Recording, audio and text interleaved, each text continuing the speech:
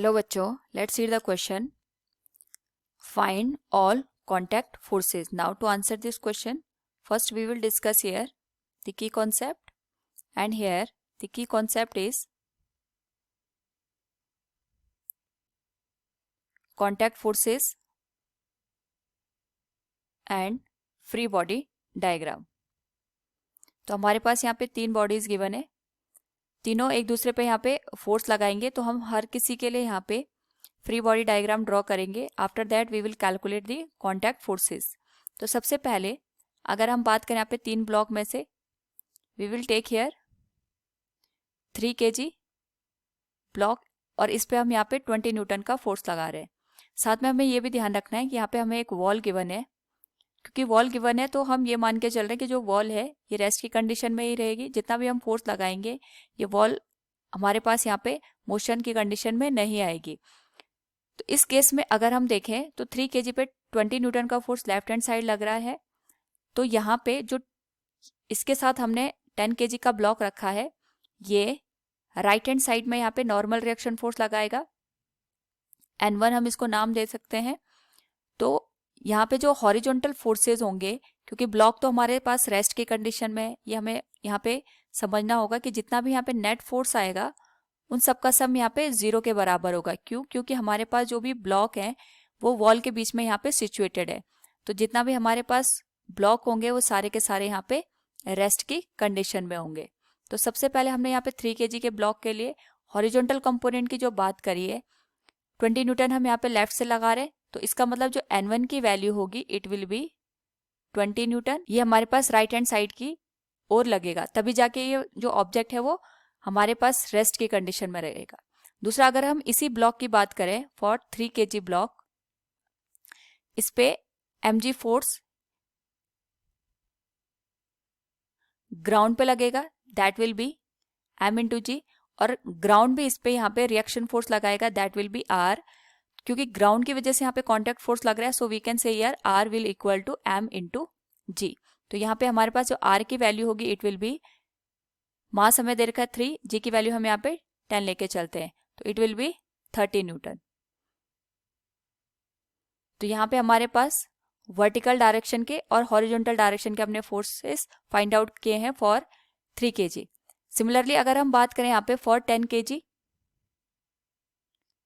तो जो 10 kg का हमारे पास ब्लॉक बन रहा है, इस पे जो हमने यहाँ पे 2 kg का ब्लॉक लिया है, ये नॉर्मल रिएक्शन लगाएगा N2 इस डायरेक्शन में, और यहाँ पे हमारे पास N1 इस डायरेक्शन में फोर्स लगेगा.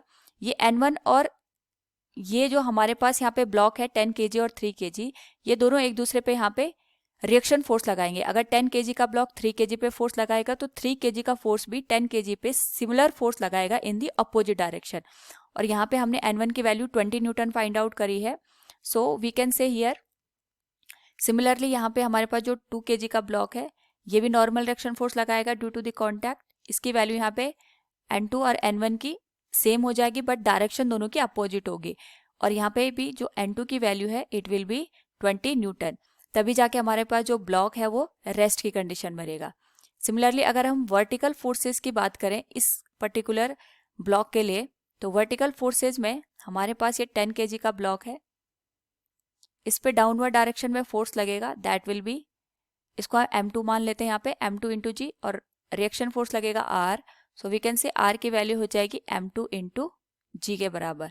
सो R विल बी, M2 की वैल्यू हमारे पास है 10, G की वैल्यू है 10, so it will be 100 Newton. Now अगर हम यहाँ पे थर्ड ब्लॉक की बात करें, तो थर्ड ब्लॉक हमारे पास यहाँ पे दे रखा है 5 kg के बराबर. तो इस पे नॉर्मल रिएक्शन फोर्स N2 इस डायरेक्शन में लगेगा. अगर हम डायग्राम से देखें सिमिलरली जैसे हमने यहाँ पे देखा था, तो अगर 10 kg का हमारे पास ब्लॉक गिवन है जिसपे 5 kg N2 फोर्स इस डायरेक्शन में लगा रहा है, तो 10 kg का जो ब्लॉक है वो भी 5 kg पे नॉर्मल रिएक्शन फोर्स लगाएगा इन दी अपोजिट डायरेक्शन. ये हमारे पास न्यूटन्स थर्ड लॉ से हम कैलकुलेट कर रहे हैं. So here will be N2, और यहाँ पे जो वॉल होगी फोर्स बाय द वॉल वो हम कैलकुलेट करेंगे. दोनों की अपोजिट डायरेक्शन होगी क्योंकि हमें सारे सिस्टम को यहाँ पे रेस्ट की कंडीशन में रखना है. सो जो फोर्स ऑफ द वॉल होगा that will be equal to N2, और हमें पता है N2 की वैल्यू हमारे पास है 20 न्यूटन के बराबर. यानी जो वॉल है वो हमारे पास यहाँ पे 20 न्यूटन का फोर्स लगा रही है on the block 5 kg।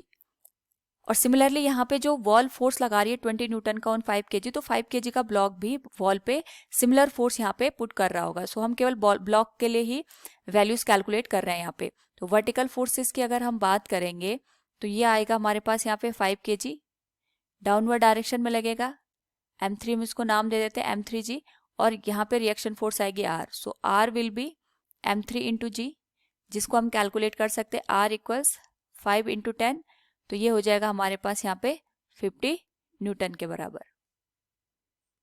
So from the given question we have calculated all the contact forces. Hope all you understood it. Thank you and best of luck.